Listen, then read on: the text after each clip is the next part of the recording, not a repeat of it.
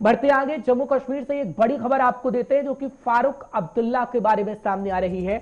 आपको बड़ी खबर बता दें, मनी लॉन्ड्रिंग केस में फारूक अब्दुल्ला के खिलाफ चार्जशीट हुई है। जानकारी बड़ी है, फारूक अब्दुल्ला को 27 अगस्त को ईडी के सामने पेश होना होगा। बड़ी खबर इस वक्त गुलिस्तान न्यूज पे आपको बता रहे हैं, ईडी ने फारूक अब्दुल्ला को नोटिस जारी कर दिया है। यानी 27 अगस्त को मनी लॉन्ड्रिंग मामले में फारूक अब्दुल्ला से पूछताछ होगी। और खबर इस वक्त की बड़ी हम आपको बता रहे हैं क्योंकि फारूक अब्दुल्ला साहब के खिलाफ चार्जशीट और 27 अगस्त को ईडी के सामने पेश होना ही होगा।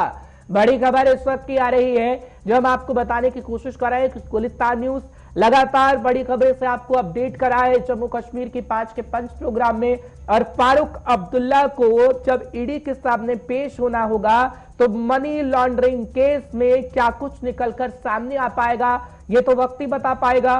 लेकिन ताजा जानकारी हम आपको देने की कोशिश कर रहे हैं कि फारूक अब्दुल्ला को 27 अगस्त को ईडी के सामने पेश होना होगा क्योंकि ईडी की कार्रवाई बड़ी तेजी से इस वक्त चल रही है। एक तरफ राष्ट्रीय राजधानी दिल्ली के अंदर हम देख रहे हैं कि सोनिया गांधी ईडी के सामने है, तो दूसरी तरफ अब जम्मू कश्मीर नेशनल कॉन्फ्रेंस के लीडर फारूक अब्दुल्ला साहब 27 अगस्त को ईडी के सामने होंगे। सनम एजाज हमारे वरिष्ठ सहयोगी इस वक्त जुड़ चुके हैं, सीनियर साथी हैं, तमाम जानकारी आप तक पहुंचाने की पूरी कोशिश करेंगे। सनम बहुत बहुत शुक्रिया 5 के पंच पे हमारे साथ जुड़ने के लिए, अपना समय देने के लिए। सनम क्या कहेंगे, फारूक अब्दुल्ला साहब अब ईडी के सामने पेश होंगे क्योंकि दिल्ली से लेकर जम्मू कश्मीर तक गहमा गहमी है ईडी को लेकर, जहां विपक्ष सीधे सीधे केंद्र पर हमला बोल रहा है तो एक खबर आ जाती है कि फारूक अब्दुल्ला साहब को भी समन मिल चुका है कि 27 को आइए और मनी लॉन्ड्रिंग मामले में जवाब दीजिए।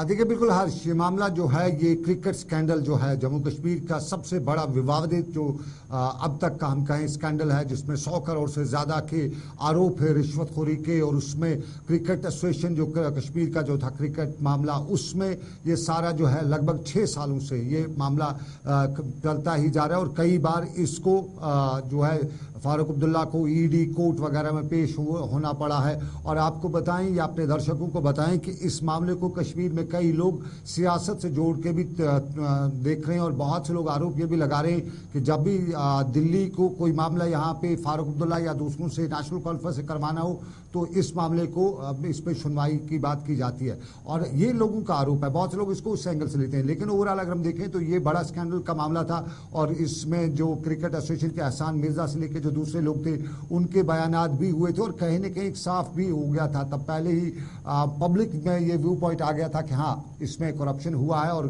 फारूक अब्दुल्ला उसमें दोषी है या फारूक अब्दुल्ला उसमें आरोपी है। लेकिन फिलहाल एक बार फिर जो है कोर्ट में ये मामला पेश हुआ था और कोर्ट में इस पे हियरिंग हुई। और जो इन्फोर्समेंट डायरेक्टरेट है उनके वकील ने कोर्ट में इनके सारे प्रोज एंड कॉन्स इसको एक केस के बताते हुए फारूक अब्दुल्ला को दोबारा बुलाने की बात की। और ऑनरेबल जो प्रिंसिपल डिस्ट्रिक्ट जज श्रीनगर है उन्होंने ईडी को एक बार फिर इस चीज की इजाजत दिया कि वो फारूक अब्दुल्ला को 27 अगस्त को पूछताछ के लिए दोबारा बुला सकते हैं। इससे पहले कई बार फारूक अब्दुल्ला से इस मामले में पूछताछ हुई है और कई बार फारूक अब्दुल्ला की जमात ने भी इस पे अपना रिएक्शन देते हुए बताया गया है कि ये पॉलिटिकल वेंडेटा है, पॉलिटिकल मोटिवेटेड है और ये एक तरह से दोष दबाव वाला मामला है। लेकिन कहीं न कहीं हमने देखा है पिछली सरकार में जब ये केस सारा खुला था, जब ये सारे केस के जो तब ये सामने आया था, तब से लेकर आज तक इल्जामात लगे हैं और इन इल्जामात में कुछ लोग जो हैं वो आज भी मानते हैं कि इस केस में सच्चाई कहीं न कहीं साफ नजर आ रही है।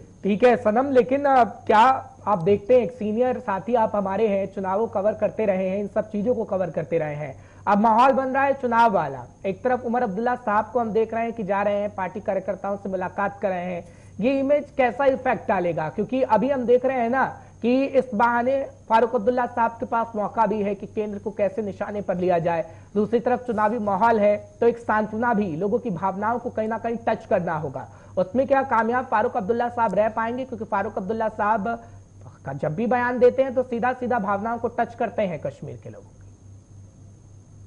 देखिए हरीश, अगर इसमें हम भावनाओं की बात करें तो एक तरह से कुछ क्वार्टर्स हैं कश्मीर में जो दिल्ली पे जो भी फारूक अब्दुल्ला आरोप लगाते हैं उसको सही मान रहे हैं, चाहे फारूक अब्दुल्ला ईडी के इस मामले में आरोप लगाएं या दूसरे मामले में, उसको सही मानते हैं। क्योंकि दिल्ली की कुछ पॉलिसियां ऐसी भी अब तक रही हैं जिनसे लोगों को बहुत सी निराशा हुई है, और इसलिए आज की डेट में अगर कोई ऐसी बात भी हो जाए, चाहे वो सच भी हो, तो लोग उस पर शक करते हैं। लेकिन अगर हम ये कहें कि फारूक अब्दुल्ला को यहाँ पे इस तरह से कोई पॉलिटिकल नुकसान होगा, वो मुझे बहुत कम नजर आ रहा है। क्योंकि कश्मीर में लोगों के लिए इस वक्त अगर हम पॉलिटिक्स देखें तो आगे खाई पीछे कुआं वाला मामला है। आने वाले दिनों की सियासत या आने वाले समय की सियासत और पिछले 3-4 सालों की सियासत में कश्मीरी को थोड़ा सा बैकफुट पे आना पड़ा है, और इस बैकफुट में इस वक्त कश्मीरी सर्वाइवल की बात कर रहा है। वो ये बात नहीं कर रहा है कि कौन करप्ट है कौन क्या है, वो कहता है कि किसी तरह से उसकी पब्लिक जो उसका सर्वाइवल है वो होना चाहिए। तो उस सारे के बीच में हम कहें कि आने वाले चुनाव में फारूक अब्दुल्ला को ये छापेमारी या गिरफ्तारी या कुछ उतना बड़ा नुकसान नहीं कर सकता। हाँ, कुछ क्वार्टर्स में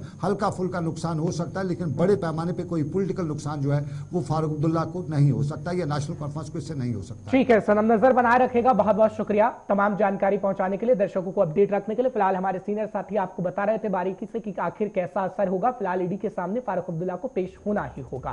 तारीख 27 अगस्त रहेगी, लेकिन बढ़ते हैं आगे।